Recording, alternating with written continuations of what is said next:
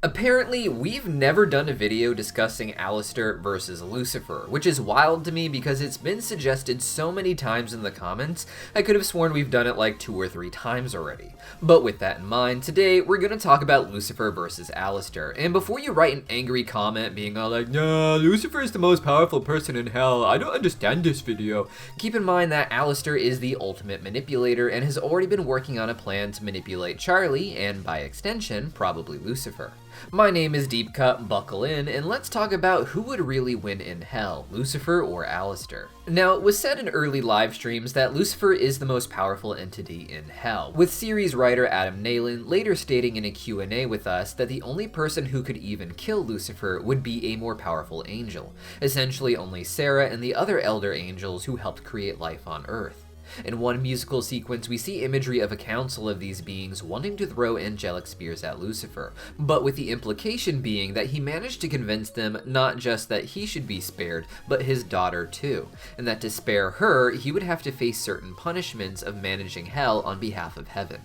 Charlie, likewise, I was told is immune to these spears, and I believe they just symbolically tell the audience that they were at risk of being killed by these greater angelic beings. Alastor, on the other hand, is just an overlord. That's pretty powerful in Hell's hierarchy, but in Visipop's offhanded listing, that is below Lucifer and even below Charlie. Supposedly, Lucifer can level Hell as a whole with some sort of angelic nuke power if he so chose, and presumably others like Sarah could too then, but for some reason both have allowed Hell to continue on as it has, even with the interference they do on Earth.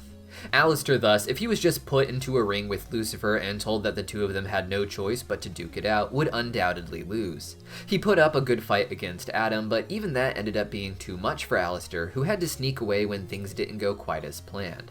Alastor is a character who is presented as almost all-powerful, but in many ways he's just a cowering man behind a distracting smile. For all we know, Alastor has essentially no power, and instead everything he has he owes to this smile, using it to manipulate people like Charlie into thinking there is something more mysterious going on than what is right in front of them.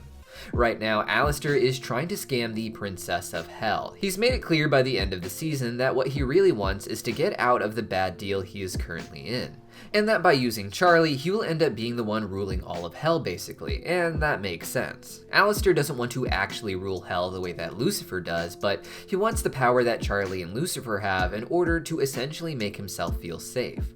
The entire Hazbin plot has become shaped by this, with Alastor and Lucifer already having epic rap battles to fight for Charlie's love. It would be interesting to me then to have this evolve to Alastor and Lucifer being the final battle of the series, one that happens after Alastor's plans and motives have been exposed and there's nothing left but violence.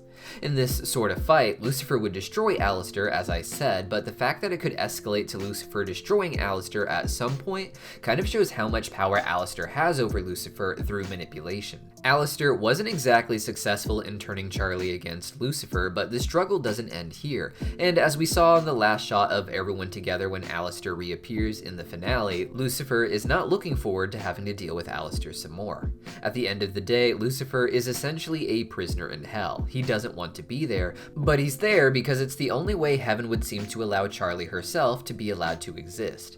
He's already been manipulated into this position in order to protect his daughter, and unfortunately, Alastor may be doing the same thing.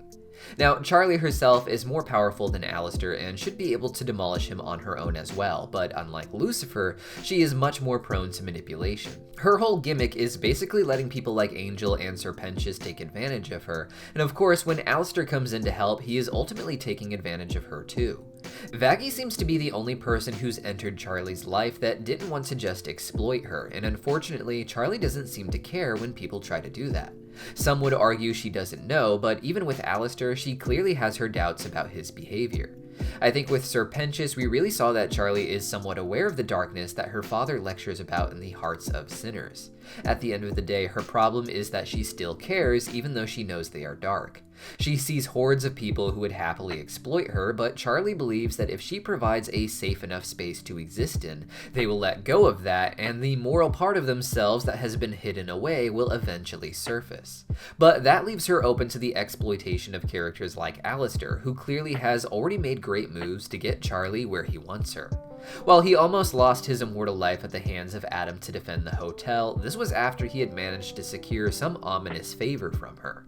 And it's scary to say that with this favor, Alastor may have already won the battle against Lucifer, at least on some level. What Charlie owes Alastor is just a favor, but it was done with a soul-binding deal, and whatever Alastor ultimately orders, as long as no one gets overtly hurt by it, Charlie will have to go through with it. And this is what ultimately gives Alastor control over Lucifer. He is already in a position where he simply can't smite Alastor because he knows that Charlie cares for him and what he brings to the hotel. Just look at Lucifer's face as he sings to Charlie about how he loves her more than anything, with him fearing the other angels using spears to end not just his life, but hers. All he wants is for her to be happy, and he would give up his entire existence, I believe, if it meant making sure Charlie got to continue and prosper.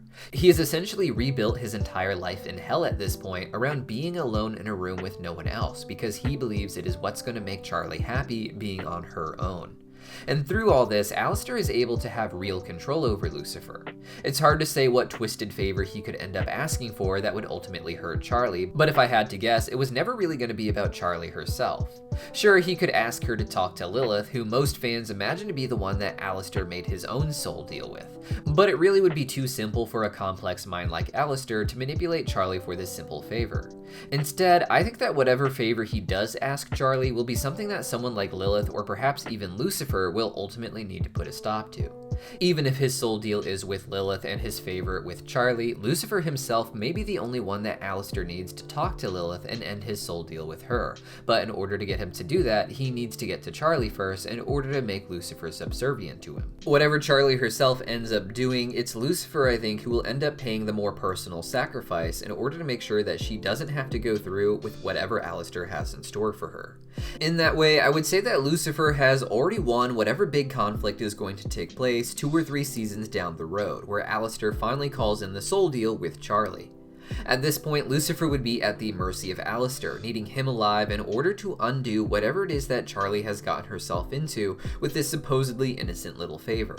Like with the angels, all Alastor would really need to have over Lucifer is the threat of something happening to her daughter. It doesn't have to be murder or physical pain, he can just manipulate everyone around them to bring about the most traumatic ending possible. Could he argue that it's one small favor where no one gets hurt to let in one particular sinner in the hotel, one that Charlie herself doesn't actually trust, but that Alastor insists should be let in, only for this sinner to end up corrupting Charlie's plan in a way that Alastor could not? I haven't found any solid theories on what exactly Alastor's favor could end up being, but if you guys had some theories on that in particular, leave a comment down below and maybe we'll make a video on it. For now, the favor itself is rather unimportant. It's just the fact that Alastor has it that makes it that he has already won in a way, against the most powerful being in hell. Of course, I have to imagine something else goes on that ends up knocking Alastor's plan off of its tracks, with his plot eventually converging with all the other subplot threads with an epic conclusion. Through this, Lucifer and Charlie I think will get their happy endings, but their victory won't come from defeating Alastor, but rather Alastor being sabotaged elsewhere. The thing that I love about a versus video in hell is that it's not actually about the power levels, as we already know that Lucifer would demolish anyone in hell. Instead, it becomes a lot more so about the manipulations, which of course will still always go wrong for our villains, but it doesn't mean that their plan itself was bad. Over in Hell of a Boss, the character Osmodeus is one of the most powerful figures in hell, but he was eventually brought to his knees by a lowly imp like Crimson, who simply had his hands on someone that he cared about, and if Alastor somehow had his ways on Charlie, he could manipulate Lucifer as well. However, like with Fizzarolli being kidnapped by Crimson, I have to imagine that someone like Blitz would end up being there to help Charlie and end up ruining Alastor's plan. This wouldn't make Lucifer the winner because ultimately he has nothing he can do to actually save Charlie, except for stand by and hopefully someone like Vaggie ends up saving the day for him, getting them all out of this situation and sabotaging Alastor's plan. So in the end, I do think Alastor would ultimately win in a battle of manipulation. However, I do think that Lucifer and Charlie will end up getting their happy ending one way or another when this plan has to fail for nothing else but story reasons, really. But what do you guys think? Am I right that Alastor can at least out-manipulate Lucifer? Let me know your thoughts in the questions down below, and I'll see you guys soon.